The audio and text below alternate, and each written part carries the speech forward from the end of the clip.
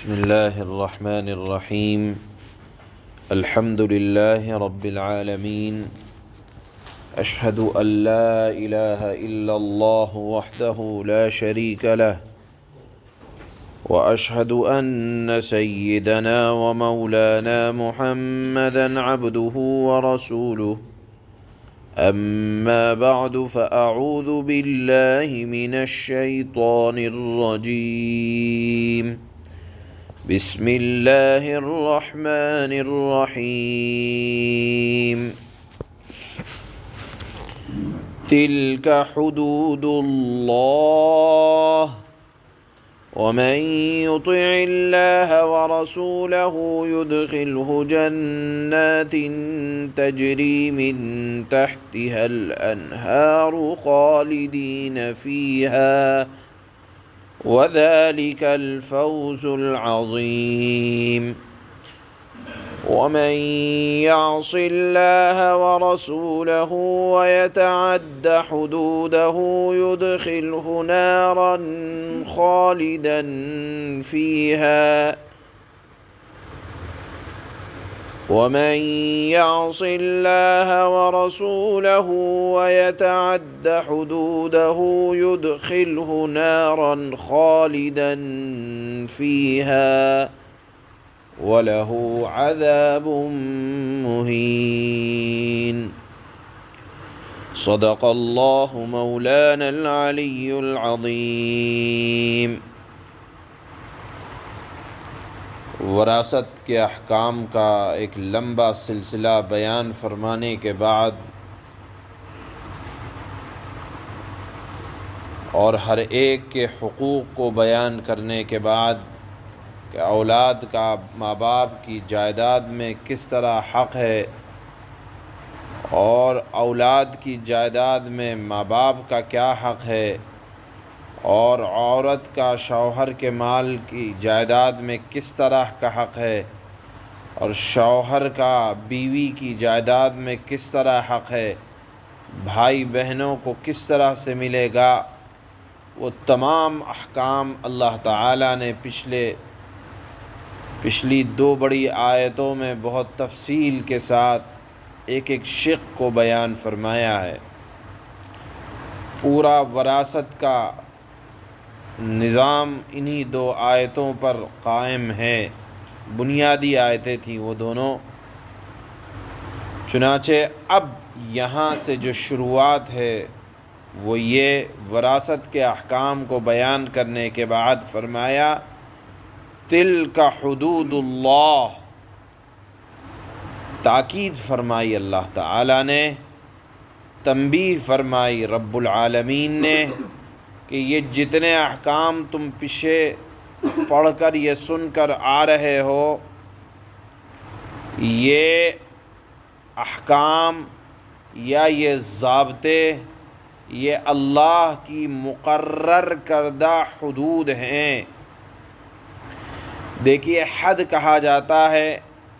کسی چیز کے ختم ہونے کی جگہ کو، کہ ایک شخص کی جگہ ختم ہو رہی ہے دوسرے کی شروع ہو رہی ہے، آخر کے حصے کو حد کہا جاتا ہے، یعنی جس کے آگے جایا نہیں جا سکتا۔ یہاں اللہ کے نے احکامات کو بیان کرنے کے بعد فرمایا یہ اللہ کے وہ اصول اور ضوابط اور وہ پابندیاں ہیں جنہیں توڑ کر کوئی آگے جانے کی ہمت نہ کرے، کسی کے لیے توڑ کر جانے کی اجازت نہیں ہے۔ یہ بارڈر ہے، آپ اس کو اگر آسانی سے سمجھیں تو یہ سمجھ لیں کہ وراثت کے احکام کو بیان کرنے کے بعد اللہ کا یہ جملہ تلک حدود اللہ، یہ ایسا ہی ہے جیسے ایک بادشاہ وقت اعلان کرے اور کہے کہ میرے احکام کی خلاف ورزی کرنے کی کوئی ہمت نہ کرے، جسارت نہ کرے۔ یہ احکام کسی ایرے غیرے نے نہیں بنائے کہ اس کو توڑنے کی کوئی ہمت کر سکے، نہیں، حدود اللہ ہیں، یہ اللہ کے ضابطے ہیں، اس کے بعد اللہ کا یہی فرمانا کافی تھا کہ یہ میرے بنائے ہوئے قانون ہے، کوئی اس کو توڑے نہیں، لیکن اللہ تعالیٰ نے آگے مزید احکامات کی پابندی کرنے والوں کے لیے ارشاد فرمایا ان کی فضیلت میں کہ ذالک الفوز العظیم، چنانچہ اللہ فرماتے ہیں من یطع اللہ ورسولہ، جو اللہ اور اس کے رسول کی اطاعت کرے گا، یقیناً جو ان قانون کی پابندی کرے گا، اللہ کی اطاعت بھی ہے اور رسول کی اطاعت بھی ہے، تو اللہ نے فرمایا یدخلہ جنات تجری من تحتها الانہار خالدین فیہا، اللہ تعالیٰ اطاعت کرنے والوں کو، احکامات کی پابندی کرنے والوں کو داخل کرے گا ایسے باغات میں کہ جن کے نیچے سے نہریں جاری ہوں گی، کہ جن باغات میں ہمیشہ رہنا ہوگا۔ اس کے بعد اللہ نے فرمایا وَذَلِكَ الْفَوْزُ الْعَظِيمُ، کہ یہی تو بڑی کامیابی ہے۔ کہیں اللہ نے قرآن میں اطاعت کرنے والوں کے متعلق فرمایا ذَلِكَ الْفَوْزُ الْكَبِيرُ، کہ وہی بڑی کامیابی ہے، لیکن یہاں اللہ تعالیٰ نے فرمایا فوز العظیم۔ دیکھیے عظیم اللہ تعالیٰ وہاں استعمال کرتے ہیں کہ جہاں اس کے مقابلے میں کوئی اور بڑائی آ نہ سکے۔ مثال کے طور پر اللہ تعالیٰ نے اپنی صفت کہیں بیان فرمائی عظیم، یعنی اللہ ایسا بڑا ہے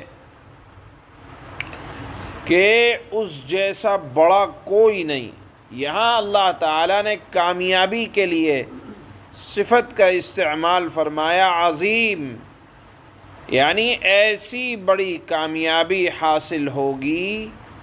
کہ جس سے بڑی کامیابی کوئی ہو نہیں سکتی۔ آخری درجے کی اللہ تعالیٰ جب عظمت کو بیان فرماتے ہیں وہاں لفظ استعمال کرتے ہیں عظیم، یعنی جنت میں جانا اس طرح سے ہوگا کہ نہ شروع میں کوئی سزا ہوگی، نہ ذلت ہوگی، نہ رسوائی ہوگی، اور انجام کار انتہائی کامیابی کو پا لینا ہوگا۔ اللہ تعالی ہم سب کو ایسی کامیابی عطا فرمائے۔ تو عظیم کا مطلب یہ ہے کہ شروعات سے، یعنی دنیا کے اندر بھی جو لوگ وراثت کے احکامات پر پابندی سے عمل کرتے ہیں، اللہ تعالی ایسی کامیابی عطا فرماتے ہیں اور فرمائیں گے جو دنیا سے لے کر آخرت تک کامیابی کو شامل ہوگی۔ لہذا اسی لیے کہا گیا کہ جیسے ہی انتقال ہو، میت کی چارپائی اٹھے، قرضہ ادا کر دو اور وصیت پر عمل کر دو اور وراثت کو تقسیم کر دو، اس لیے کہ دل ابھی نرم ہے، ایک دوسرے کے حقوق کو ادا کرنے کی طرف دل متوجہ ہوتے ہیں۔ جہاں اس میں دیری ہوتی چلی جاتی ہے، نفرتیں اپنے آسمان کو چھو لیتی ہیں، اور پھر ایک وقت آتا ہے کہ بھائی بھائی کی شکل دیکھنا نہیں چاہتا، اور بہنیں بھائیوں کے گھر آنا نہیں چاہتی، بھائی اپنے گھر بہنوں کو بلانا نہیں چاہتے۔ وہ تمام کی تمام نحوست ہے اسی بات کی کہ وراثت تقسیم نہیں کی گئی شرعی اعتبار سے، اور جن گھرانوں میں وراثتیں تقسیم ہو جاتی ہیں، گھر الگ ہو جاتے ہیں، حصے دے دیے جاتے ہیں، محبتیں قائم رہتی ہیں، وہ در حقیقت اسی فوز العظیم بڑی کامیابی کی وجہ سے حاصل ہوتی ہیں۔ اس کے بعد اللہ نے فرمایا وَمَن يَعْصِ اللَّهَ وَرَسُولَهُ، جو ان پابندیوں کو، اللہ کے احکامات کو ضروری نہیں سمجھے گا، اللہ کے احکامات کو رد کر دے گا،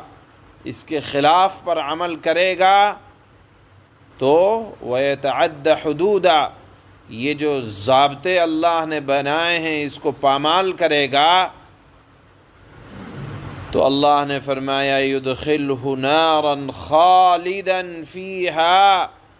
اللہ تعالیٰ اس کو دوزخ کی آگ میں داخل کریں گے کہ اس طرح سے کہ وہ ہمیشہ اس میں رہے گا، اور صرف اتنا ہی نہیں کہ اس کو عذاب ہوگا، بلکہ وہ اس عذاب میں ذلت اور اہانت بھی خوب ہوگی۔ یہاں اللہ تعالیٰ نے ایک بات یاد رکھیں کہ اللہ تعالیٰ نے احکام کی خلاف ورزی کرنے والوں کے لیے جو لفظ استعمال کیا وہ کیا عذاب مہین، ایسا عذاب ہوگا جو ذلیل کر کے رکھ دے گا۔ یہ ذلت دنیا میں بھی ملتی ہے اور آخرت میں بھی اللہ تعالیٰ دیں گے، اس کا ذکر آیت میں اللہ نے بہت صراحت کے ساتھ کیا ہے۔ آپ اگر آیت میں غور کریں، یہیں تک آج آیت پڑھی جائے گی، آیت کا ترجمہ کیا جائے گا، تو اس میں اللہ تعالیٰ نے دو لوگوں کا ذکر فرمایا ہے۔ ایک تو کامل مطیع، اطاعت کرنے والا، اعتقاداً بھی یعنی احکامات کو قبول کرنے والا، اور عملاً بھی کرنے والا بھی ہو۔ صرف ایمان ہی کافی نہیں ہے، بلکہ ایمان کے ساتھ عمل صالح شرط ہے۔ جہاں بھی آپ دیکھیں گے کہیں اللہ تعالیٰ ایمان کی بات کرتے ہیں تو ایمان کے ساتھ وعمل عملا صالحا، عمل صالح کا ذکر کرتے ہیں۔ تو یہاں آیت میں غور کرنے سے معلوم ہوتا ہے کہ کامل مطیع تو فوراً جنت میں جائیں گے، اور اسی طرح جہنم میں جانے والا ایک طبقہ ہے جو کامل عاصی ہے، یعنی ابتداءً ہی اللہ تعالیٰ ان کی تذلیل فرمائیں گے، اور یہ ذلت کا سلسلہ دنیا سے شروع ہو کر جہنم تک جاری رہے گا۔ اس کے علاوہ ایک طبقہ اور ہے جو اعتقاد تو رکھتا ہے کہ ہاں اللہ کا یہ نظام ہے، لیکن عمل میں کوتاہی کرتا ہے۔ دوسری آیات میں اللہ تعالیٰ نے فرمایا کہ سزا تو بھگتنی پڑے گی، اور پھر اس کے بعد ایمان کی بنیاد پر اللہ تعالیٰ عزت عطا فرمائیں گے اور جنت میں داخلہ عطا فرمائیں گے۔ یہ تو آیت کا ما حصل ہوا، جو کچھ بیان کیا گیا۔ اس کے بعد آپ سنیں انہی آیات کے متعلق رسول اللہ صلی اللہ علیہ وسلم کی احادیث کیا کہتی ہیں۔ ایک حدیث میں اللہ کے نبی نے فرمایا کہ ایک شخص 70 سال تک نیک کام کرتا رہا، پھر جب آخری وقت آیا، وصیت کے وقت ظلم کرتا ہے، یعنی کسی کے حق میں زیادہ، اللہ کے شرعی ضابطے کے خلاف عمل کرتا ہے، تو اللہ کے نبی نے فرمایا کہ اس کا خاتمہ برے عمل پر ہوتا ہے۔ 70 سال تک نیک اعمال کیے، لیکن آخری وقت میں ظلم کر دیا اور اولاد کے درمیان عدل قائم نہ کیا، تو اللہ کے نبی نے فرمایا کہ اس کا خاتمہ برائی پر ہوا۔ اور ایک آدمی وہ ہے کہ جو 70 سال تک برائی کرتا رہتا ہے، پھر اپنی وصیت میں انصاف کرتا ہے، عدل کرتا ہے، تو اس کا خاتمہ اچھا ہو جاتا ہے، جنت میں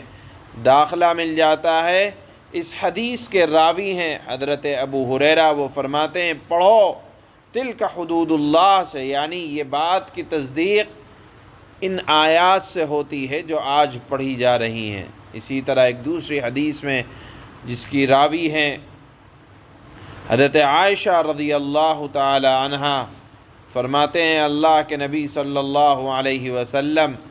ایک مرد یا عورت اللہ کی اطاعت میں 60 سال تک لگا رہتا ہے، لیکن خاتمے کے وقت وصیت میں کسی کو نقصان پہنچا جاتا ہے، تو جہنم ان کے لیے واجب ہو جاتی ہے۔ یعنی بعض عزیز و اقارب کو ان کے شرعی حصے سے زیادہ، اور بعض کو ان کے حقوق میں کمی کرنے کی وجہ سے کی وصیت کر دیتا ہے، تو اللہ کے نبی صلی اللہ علیہ وسلم فرماتے ہیں کہ کسی کو کم دینا، کسی کو زیادہ دینا، یہ میں نے اس سے پہلے بھی بتایا تھا کہ جن کے حصے شریعت میں اللہ نے بیان کر دیے ہیں، یعنی وارثوں کے حصے، تو ان کے حق میں وصیت جاری نہیں ہوا کرتی۔ اگر کوئی کرتا ہے تو دیگر بعض وارثوں کے حصے میں کمی کرتا ہے، اور بہرحال جن کے حقوق اللہ نے بیان کر دیے ہیں وہ تو متعین ہیں۔ اسی لیے اللہ کے نبی نے فرمایا کہ وصیت وارثوں کے حق میں جاری نہیں ہوا کرتی۔ وصیت تو ہوتی ہے اس لیے کہ آپ اپنے مال میں اللہ کے نام پر کچھ وقف کر دیں، اور وہ بھی 1/3 میں جاری ہوتی ہے، اور مقصد یہ ہوتا ہے کہ جب آپ قبر میں لیٹے ہوں اور آپ کوئی کام نہ کر سکیں تو آپ کی زندگی میں کیا ہوا یہ وصیت نامہ جو اللہ کے لیے ہو یا اور کوئی خیر کے کام کے لیے ہو، اس کا فائدہ آپ کو پہنچتا رہے۔ بہرحال یہ آج کی آیات وراثت کے قانون کے بیان کرنے کے بعد اللہ نے فرمایا کہ یہ میری حدود ہیں، میرے احکام کی خلاف ورزی نہ کرنا، ورنہ تمہاری اہانت ہوگی، ذلت ہوگی، اور یہ ذلت دنیا سے لے کر اس کا سلسلہ جاری رہے گا، یہاں تک کہ یہ ذلت تمہیں دوزخ کے اندر لے جائے گی، اور جس کے اندر ہمیشہ ہمیشہ رہنا ہوگا۔ یہ بیان ہے آج کی ان آیتوں کا۔ اللہ فرماتے ہیں تِلْكَ حُدُودُ اللَّهِ وَمَن يُطِعِ اللَّهَ وَرَسُولَهُ يُدْخِلْهُ جَنَّاتٍ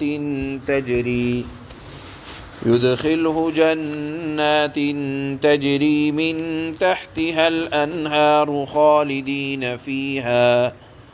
وَذَلِكَ الْفَوْزُ الْعَظِيمُ۔ یہ اللہ کی مقرر کی ہوئی حدود ہیں، یا یہ اللہ کا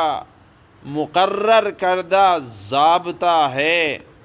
اور جو شخص اللہ اور اللہ کے رسول کی اطاعت کرے گا وہ اللہ اس کو ایسے باغات میں داخل کرے گا جن کے نیچے نہریں بہتی ہوں گی۔ ایسے اطاعت کرنے والے لوگ ہمیشہ ان باغات میں رہیں گے، اور یہی زبردست کامیابی ہے، یعنی ایسی کامیابی جس میں کبھی ناکامی کا منہ دیکھنا نہیں پڑے گا۔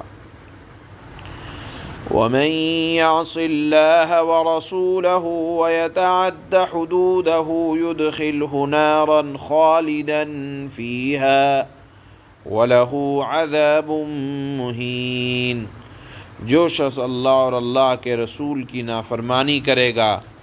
اور اللہ کی مقرر کردہ بیان کردہ نظام کے خلاف حدود سے تجاوز کرے گا، اسے اللہ تعالی